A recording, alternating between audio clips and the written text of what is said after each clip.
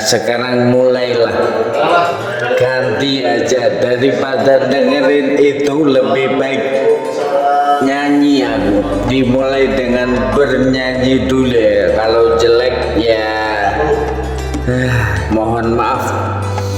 Bismillahirrahmanirrahim. Maulaya sholli wa sallim daiman abadan ala habibika khairil khalqi kullihim. Maulaya sholli wa sallim daiman abadan ala habibika khairil khalqi kullihim. Nabi putra Abdullah, Nabi wa Muhammad, Nabi kekasih Allah, Nabi wa Muhammad, manusia yang ku cinta, Nabi Muhammad. Alhamdulillah. Yang kemudian yang kemarin sudah Al-Quran, yang kemudian yang kedua adalah hadis. Pengertian hadis. Hadis menurut artinya perkataan atau percakapan. Menurut istilah hadis adalah Menurut istilah hadis adalah segala sesuatu yang diriwayatkan dari Nabi Muhammad, baik berupa perkataan, perbuatan maupun ketetapan. Fungsi hadis antara lain sebagai sumber kedua dari Al-Quran, kemudian memperkuat hukum-hukum dalam Al-Quran, kemudian yang ketiga memperjelas isi-isi ayat Al-Quran, dan yang keempat melengkapi apa yang belum dijelaskan oleh Al-Quran. Begitu untuk hadis. Jadi yang pertama ada Al-Quran, yang kedua yang untuk memperkuat setelah Al-Quran adalah hadis. Yang ini ada dua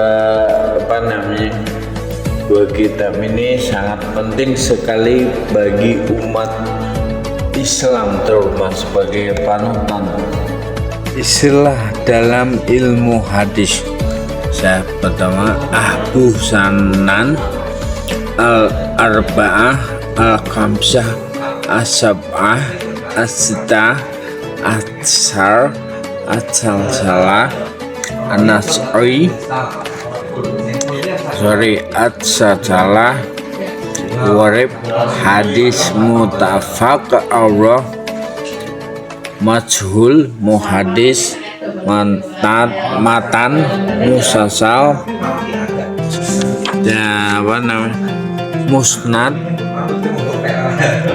mutawil rawi sanad sunan tobakot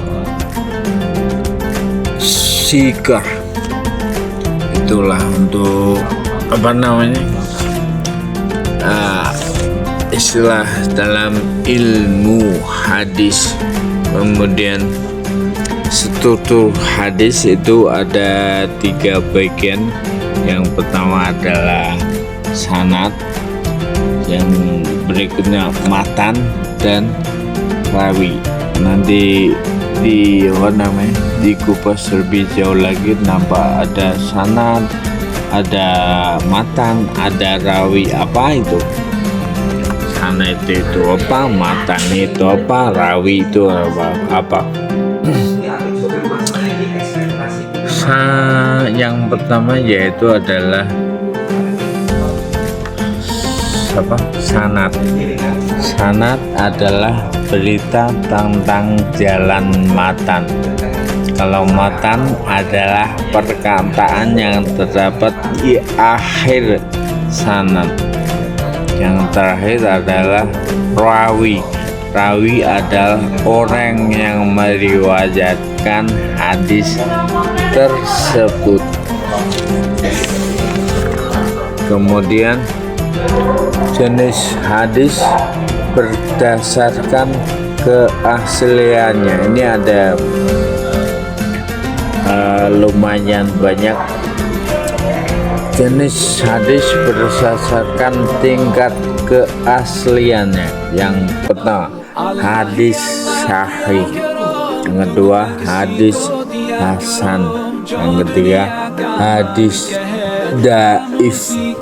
Terus yang keempat adalah hadis ma'udu. 5. Hadis mutawatir. Kemudian hadis ahad. Kemudian hadis marfu. Kemudian hadis ma'uquf. Kemudian hadis maqfu. Kemudian hadis musnad, hadis mursal, hadis munqati, hadis mun'alaq, dan terakhir adalah hadis mu'dal. Yang terakhir adalah hadis mu'dal. Terus itu adalah jenis-jenis hadis. Kemudian adalah para ahli hadis dan kitab-kitabnya. Ini yang sering disebut di dalam hadis riwayat siapa itu. Yang pertama adalah Imam Bukhari, kemudian Imam Muslim. Saya ulangi, Imam Bukhari, Imam Muslim, kemudian Imam Abu Daud, Imam Tirmidzi, Imam An-Nasai, Imam Ibnu Majah, Imam Ahmad bin Hambal, kemudian Imam Malik, Imam Ad-Durimi, kemudian sudah terakhir dari Imam Ad-Durimi. Itulah macam-macam contoh yang penulis di hadis. Begitu sedikit ini, moga-moga bermanfaat. Assalamualaikum warahmatullahi wabarakatuh.